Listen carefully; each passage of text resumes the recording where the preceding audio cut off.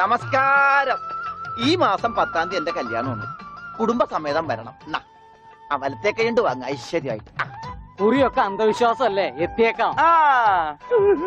നന്നായി. അച്ചാറിട ഒരു പാത്രം നോക്കി ഇരിക്കുകയായിരുന്നു.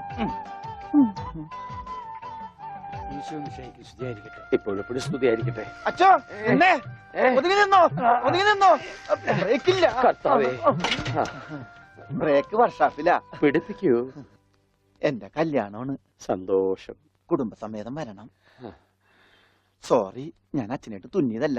ഞാനൊരു തയ്യക്കടക്കാരനല്ലേ, അറിവില്ലായ്മ കൊണ്ട് പറഞ്ഞതാ. അതിനെന്താ, അതത്രയ്ക്ക് മോശപ്പെട്ട പണിയാണോ? നീ തുണിക്കഷ്ണങ്ങൾ കൂട്ടി തയ്ക്കുന്നു, ഞാൻ അറ്റുപോയ ബന്ധങ്ങൾ കൂട്ടിച്ചേർക്കുന്നു. ഇപ്പൊ ഉണ്ണി ഇങ്ങനെ തന്നെ ആയിരിക്കും പക്ഷെ. ഇങ്ങനെ തന്നെ ആയിരിക്കും എന്നാ എന്റെ മനസ്സ് പറയുന്നത്. എന്റെ മോനിപ്പോ എവിടെയായിരിക്കും എന്റെ ഈശ്വര.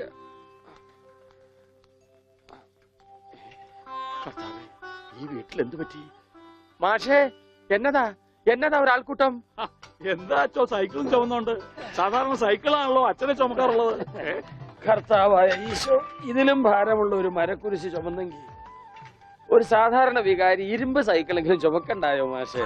അല്ല, ഈ വീലിനെന്ത് പറ്റി? ഓ, എന്നാ പറ്റാൻ, മുൻ ചക്രം അലോഷ്യസ് തല്ലി തകർത്തു, പിൻചക്രം ആ പത്രോസും. അതെന്താ കാര്യം? അതിനെ കുറിച്ചൊന്നും പറയണ്ട. ഒരു കുടുംബം നന്നാക്കാൻ പോയ എനിക്ക് സ്വന്തം സൈക്കിള് നന്നാക്കേണ്ട ഗതികേട് വന്നു. എന്നതാ ആൾക്കൂട്ടം? അച്ഛോ, ഞാൻ നമ്മുടെ ഉണ്ണിയുടെ പടം ഒന്ന് വരപ്പിക്കുക. സൈക്കിള് പോയി. അതല്ലേലും പോയി.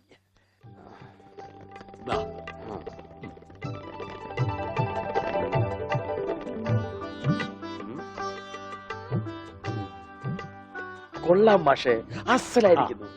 ഇനി ഈ പടം വെച്ച് പത്രത്തിൽ ഒരു പരസ്യം കൊടുക്കണം. എന്റെ പടവും വെച്ചൊരു പരസ്യം കൊടുക്കേണ്ടി വരും, കാണാനില്ലാന്നും പറഞ്ഞുകൊണ്ട്. അതെന്താ, താനും കാണാനില്ലാണ്ടാവാൻ പോവാണോ? ഞാൻ കാണാനില്ലാണ്ടായിക്കോട്ടെ, എന്നാലും ഞാൻ അടുത്ത മാസം വരും. എനിക്ക് തരാനുള്ള സ്ത്രീധന തുക തന്നു തീർക്കണം. എന്റെ ഓമനക്കുട്ട, നിനക്ക് വാരി കോരി തന്നാ കൊള്ളാമെന്നുണ്ട്. പക്ഷെ എന്റെ ഒന്നുമില്ല. അതെ, തീർന്ന് അവസാനം ഈ വീടും പറമ്പ് മാത്രമായി. അതെ അതെ, അതാണെങ്കിൽ ഉണ്ണിയുടെ പേരിലും നിയമം എനിക്കറിയാം. ഒരാളെ കാണാതായി 7 വർഷം കഴിഞ്ഞാൽ മരിച്ചതായി കണക്കാക്കപ്പെടും. 7 വർഷം കഴിഞ്ഞ് ജീവനോടെ തിരിച്ചു വന്നാലും മരിച്ചതായിട്ട് കണക്കാക്കുവോ? അതിനാണെന്ന് ഞാൻ നോക്കൂല, ഞങ്ങളുടെ കുടുംബത്തിൽ ഇടപെടലേ. അതെ, ഉണ്ണി ചത്തുന്നൊരു വെള്ളക്കള്ളത്തിൽ എഴുതി കൊടുത്താൽ തീരാവുന്ന പ്രശ്നമേ ഉള്ളൂ. വനജേ, ഞാനിങ്ങനെ എഴുതി കൊടുക്കണേ. ഓമനക്കുട്ട, ഒരു രാത്രി പോലും തന്റെ മകനെ പിരിഞ്ഞിരിക്കാൻ വയ്യാത്തോണ്ടല്ലേ വെപ്രാളപ്പെട്ട് താനീ ഓട്ടം ഓടുന്നത്? എടാ, 17 വർഷമായി ഞാൻ എന്റെ മോനെ പിരിഞ്ഞിരിക്കാൻ തുടങ്ങിയിട്ട്. അവൻ എന്തെങ്കിലും തിരിച്ചു വരുമെന്നുള്ള പ്രതീക്ഷയില ഞാനും ഇവിടെ ജീവിക്കുന്നത്. അവൻ മരിച്ചുപോയി എന്ന് ഞാൻ എങ്ങനെയാടാ പറയുക? അതിലും ഭേദം ഞങ്ങൾ അങ്ങ് ജീവൻ ഒടുക്കുക. കണ്ണടയ്ക്കുന്നതിന് മുമ്പ് അവനെ ഒരു നോക്ക് കാണണമെന്ന ആഗ്രഹം. അതിനുവേണ്ടിയാ ഞങ്ങൾ എന്നും പ്രാർത്ഥിക്കുന്നത്. അവൻ ചത്തുപോയി എന്ന് പറയുന്ന നാവ് കൊണ്ട് തിരിച്ചു വരാൻ വേണ്ടി പ്രാർത്ഥിക്കും. അതല്ല നിനക്ക് സ്വത്തുക്കളാണ് വലുതെങ്കിൽ വേണ്ട, എന്നിട്ട് തീരുമാനിക്കുക. അവനിനി എന്നാണാവോ വരുന്നത്? എന്നാലും കാശ് ചോദിച്ചു വന്ന എന്നെ കരയിപ്പിച്ചുവിട്ടത് ശരിയായില്ല. മാഷന്റെ സെന്റിമെന്റ്സ് കയറിയാ പിടിച്ച. വളരെ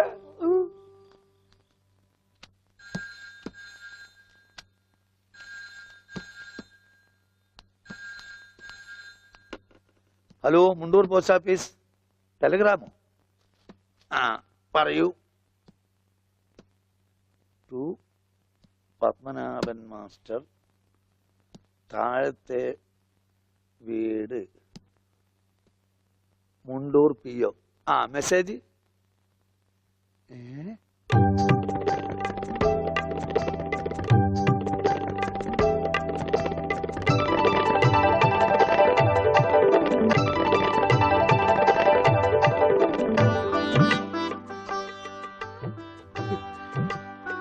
എന്റെ ഈശ്വര, നേരാണോ മാഷേ? അതേ ദേവകി. മാഷേ, ഇത് ഉണ്ണിയുടെ വിവരം തന്നെയാണോ? അതെ, നമ്മുടെ ഉണ്ണി നാഗപട്ടണത്തുണ്ടെന്ന്. ടെലഗ്രാം അടിച്ചത് ആരാ? പൗരസമിതിക്കാരാ. ആരെങ്കിലും പോയി ഒരു വണ്ടി വിളിച്ചോണ്ട് വരുവേൻ.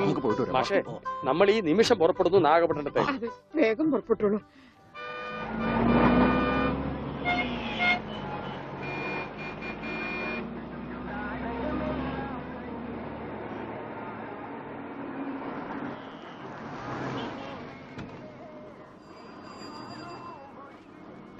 സഹോദരൻ തമ്പി പൗരസമിതിക്ക് പോற വഴി ഏത്? எந்த பௌரி சமிதி? കേരള പൗരസമിതി. ஓ கேரள பௌரி சமிதியா? ஃபர்ஸ்ட் ரைட்ல போங்க, அப்புறம் செகண்ட் லெஃப்ட், மாரியம்மன் கோயில் பக்கத்துல. വണക്കം. சரி.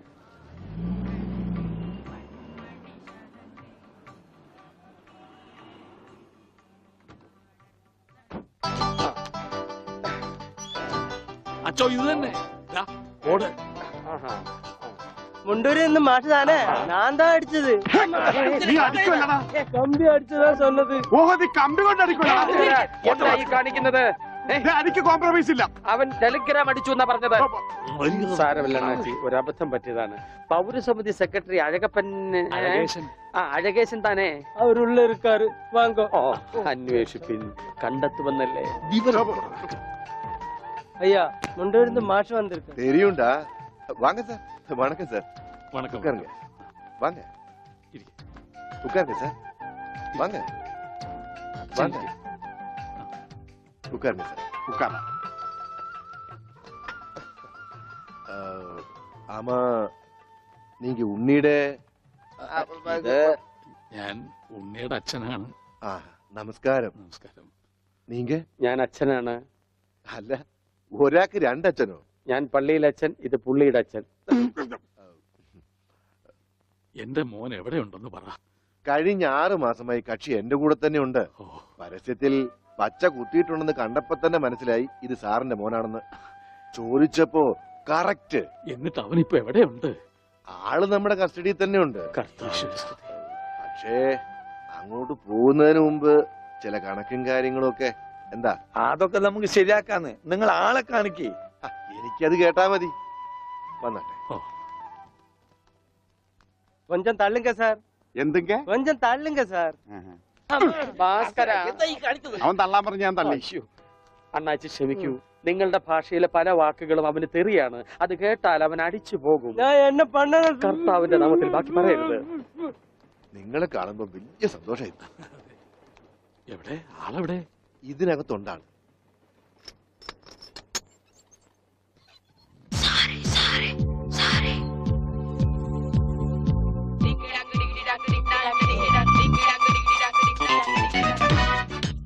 ഉണ്ണി, ഇതാരൊക്കെയാ വന്നിരിക്കുന്നത് നോക്കിയേ. അവിടെ ഓടിപ്പോയിട്ട കുടിക്കണം.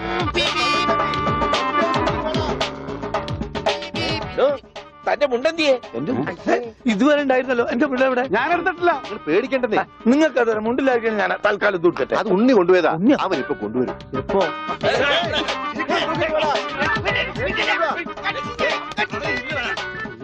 ഇതെന്താ ഇങ്ങനെ? ഞാൻ പറഞ്ഞില്ലേ പേടിക്കാൻ ഒന്നുമില്ലെന്ന്. ഈ സ്റ്റാമ്പ് കളക്ഷൻസ് എന്നൊക്കെ പറഞ്ഞ് ചിലർക്ക് ചില ഹോബികളുണ്ടല്ലോ. അതുപോലെ പുള്ളിക്കാരന് ചെറിയൊരു ഹോബിയുണ്ട്. മുണ്ട് കണ്ടാ പറിച്ചോണ്ട് പോകും. ഈശ്വര,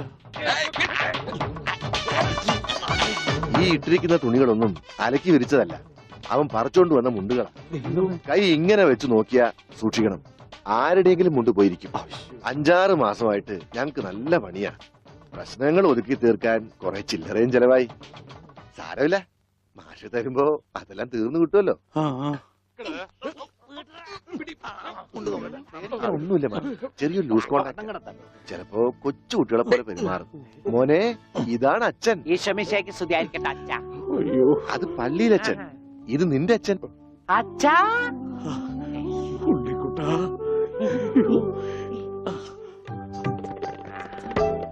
അച്ഛാ, ഇതാരാ അച്ഛാ? അയ്യോ അച്ഛാ, ദേ കണ്ട പച്ച കുത്തിയത്. അച്ഛാ, പച്ച. ഈ അച്ഛൻ അച്ഛന്റെ അച്ഛനാണ് അച്ഛാ. മോനെ, അച്ഛന്റെ സിഗരറ്റ് എടുക്കാൻ ഒരു വീഡിയോ എത്തിക്കാൻ. സിഗരറ്റ് പക്ഷെ അത് സിഗരറ്റ് നിന്റെ എല്ലുണ്ടോടാ? കത്തിയുണ്ട്, കത്തി. കത്തിക്കണ്ട, കത്തിക്ക് ഞാൻ. അച്ഛാ